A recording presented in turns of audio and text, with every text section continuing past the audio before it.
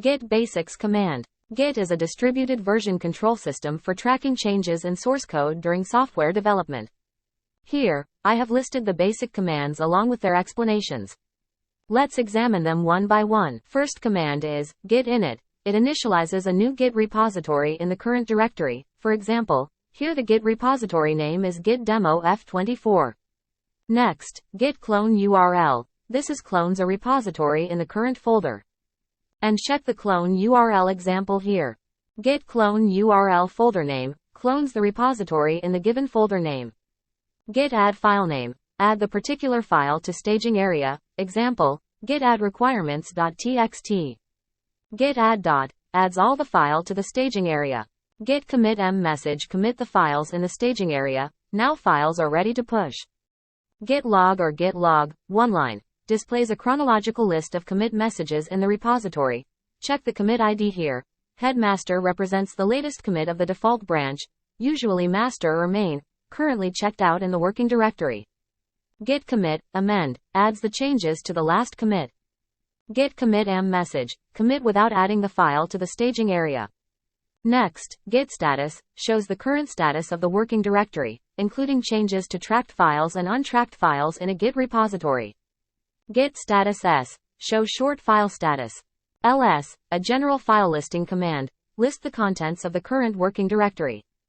Git ls files, a Git command, specifically lists the files that are currently tracked by Git in the repository. Here, the ls command lists two file names, document.txt and requirements.txt. But git ls files command lists only one file name. That is requirement.txt file. Since here document.txt file still did not added to staging area, or we can say it as untracked file. What is branching? It represents establishing distinct paths of progress within a project. Branching allows to work on different features, bug fixes, or experiments independently of each other. Next, let us see git branch related commands. Git branch name creates a branch with the specified name. Example, creates a branch with the name feature. Git branch lists all the local branches in the Git repository and indicates the currently active branch.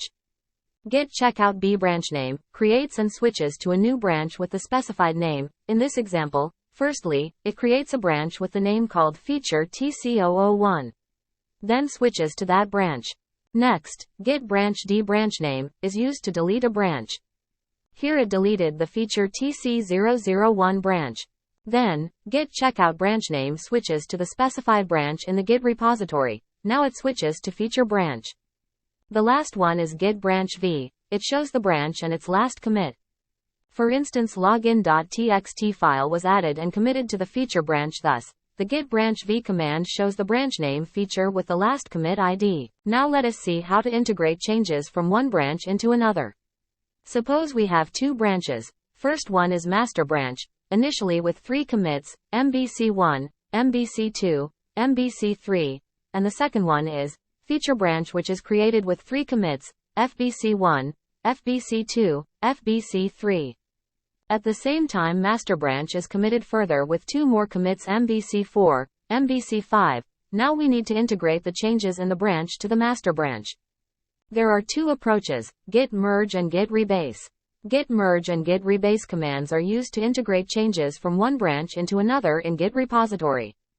First, let us use git merge command. Git merge branch name combines changes from the specified branch into the current branch. So git merge feature command merges changes into main branch, and it results in the creation of a new merge commit. Merge commit has 2 parent commits, the latest commits from both the source and target branches. The second approach is git rebase. Git rebase main command incorporates changes from the main branch into the current branch by moving or combining commits. Here the main branch has 5 commits, and feature branch has 3 commits. Switch to feature branch.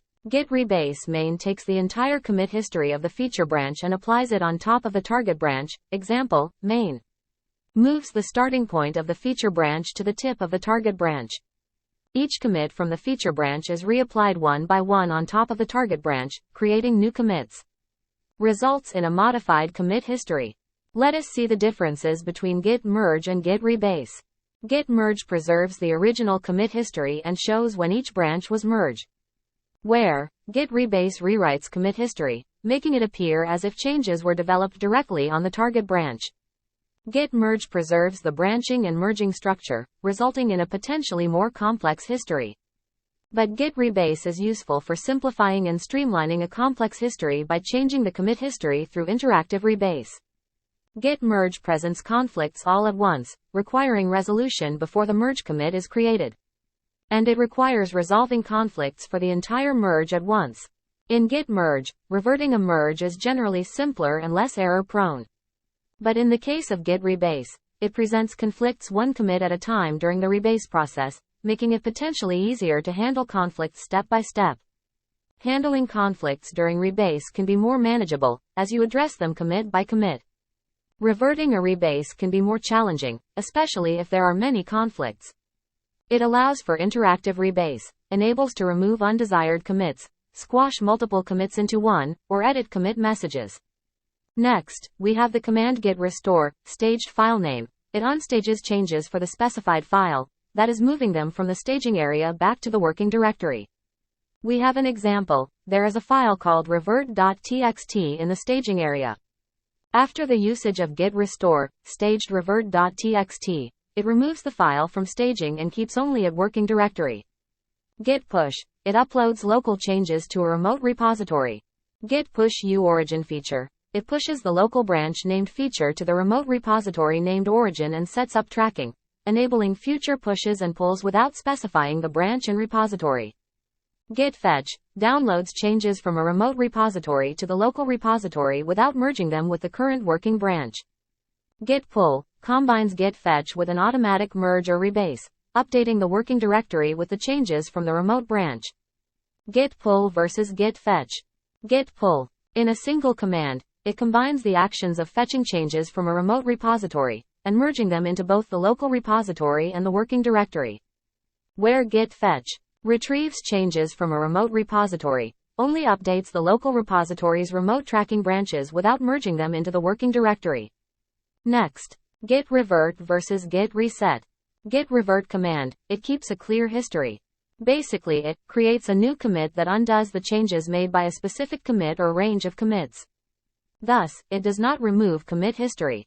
But git reset modifies commit history. It resets the current branch to a specified commit, discarding commits after the reset point.